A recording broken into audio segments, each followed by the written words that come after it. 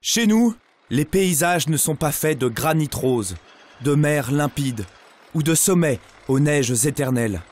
Chez nous, l'homme a creusé, a extrait, a construit des montagnes. Et l'idée même que l'histoire des mineurs vaut celle des rois change tout. Le patrimoine mondial n'est pas qu'un simple label touristique qui attire 1 milliard de visiteurs par an. Cette notion est aujourd'hui bien plus complexe qu'hier et sans doute bien moins que demain. L'histoire commence avec la Convention de 1972, qui défend l'idée d'une reconnaissance de biens naturels et culturels ayant une valeur universelle exceptionnelle. Dès la fin des années 70 en France, des lieux à la notoriété incontestable comme le château de Versailles ou l'abbaye de Fontenay sont inscrits sur la liste du patrimoine mondial. Pour inscrire leurs biens, les États déposent alors des dossiers de candidature aussi épais qu'une galette du Mont-Saint-Michel. Les inscriptions s'enchaînent, et dans les années 90, 410 lieux sont déjà inscrits dans le monde.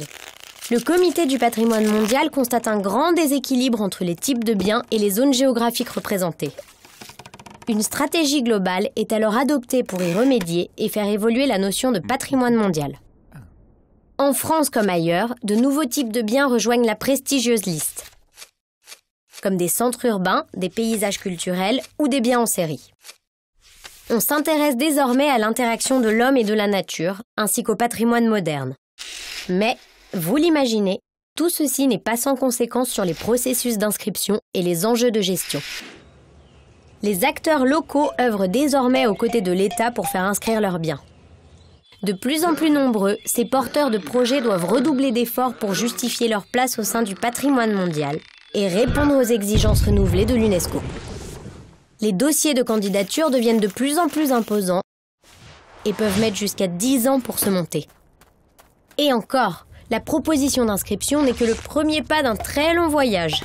Les menaces qui pèsent sur les nouveaux biens sont de plus en plus nombreuses et complexes à contenir.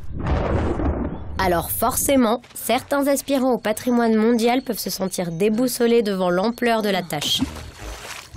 C'est pour toutes ces raisons que des initiatives comme l'Association des biens français du patrimoine mondial voient le jour.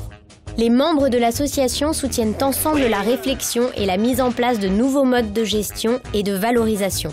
Ils expérimentent de nouvelles façons de travailler et de vivre ensemble au niveau local, national et international. Il est de notre devoir de tout mettre en œuvre pour que ces biens, qui appartiennent à l'humanité tout entière, soient préservés des multiples menaces qui pèsent sur eux. En les protégeant, c'est notre avenir que nous protégeons. En défendant les valeurs qu'ils portent, c'est la paix que nous défendons.